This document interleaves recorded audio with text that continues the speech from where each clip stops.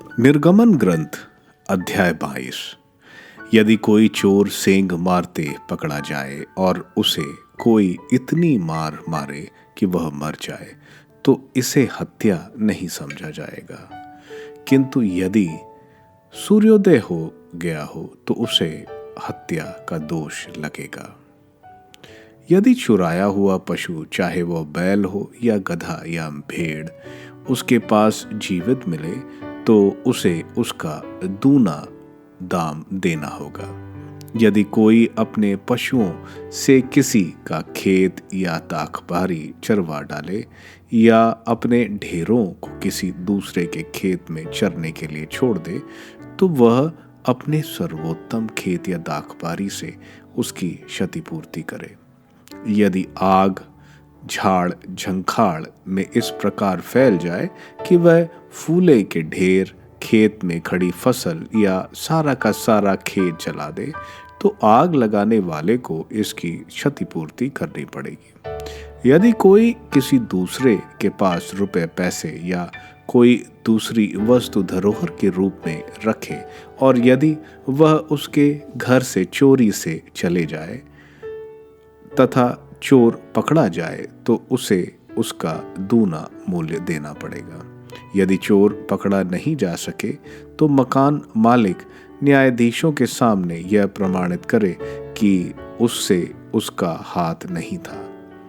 हर छल कपट का ऐसा मामला, चाहे वो बैल, गधे, भेड़, वस्त्र या अन्य किसी चीज का हो, जिसके बारे में कोई व्यक्ति कहता है कि यह मेरा है, तो दोनों पक्ष न्यायाधीशों के पास जाएंगे और जिसे न्यायाधीश दोषी मानेंगे उसे अपने पड़ोसी को उसका दुगना दाम चुकाना पड़ेगा।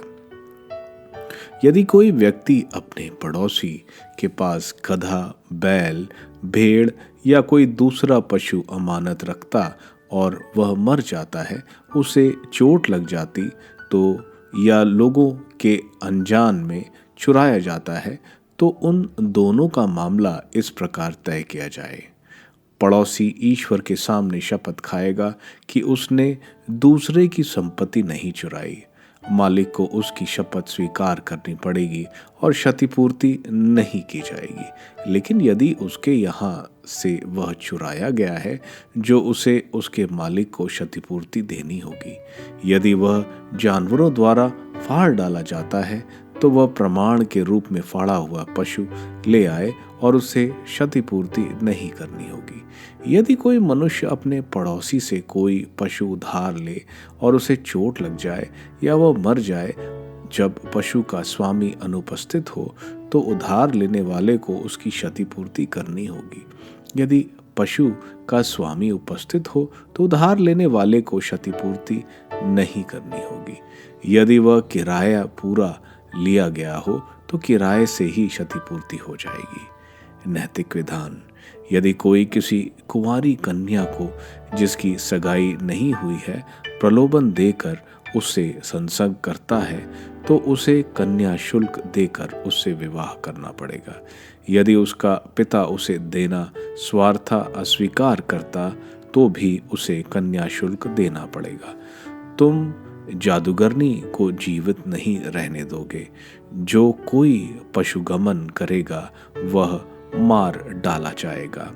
जो कोई प्रभु को छोड़कर किसी अन्य देवी देवता की बलि चढ़ाएगा उसको बहिष्कार किया जाएगा। तुम लोग परदेसी के साथ अन्याय मत करो, उस पर अत्याचार मत करो, क्योंकि तुम भी मिस्र देश में परदेसी थे। तुम विधवा अथवा अनाथ के साथ दुर्व्यवहार मत करो।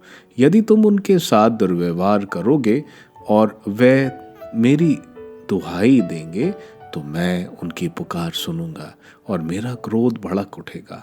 मैं तुमको तलवार के घाट उतार दूंगा और तुम्हारी पत्नियों विधवा और तुम्हारे बच्चे अनाथ हो जाएंगे।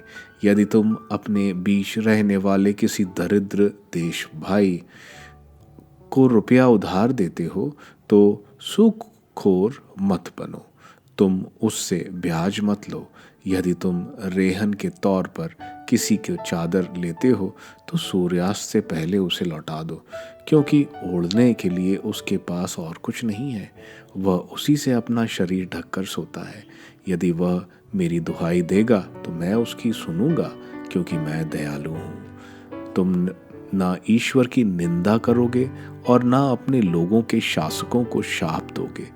अपने खेतों की पकी फसल और फलों का रस अन्य देवताओं को नहीं चढ़ाओगे। अपने पुत्र में पहलौठे को मुझे अर्पित करोगे। तुम अपनी गायों और भेड़ों के पहलौठे बच्चों को भी अर्पित करोगे। वह 7 दिन तक अपनी माँ के साथ रहेंगे।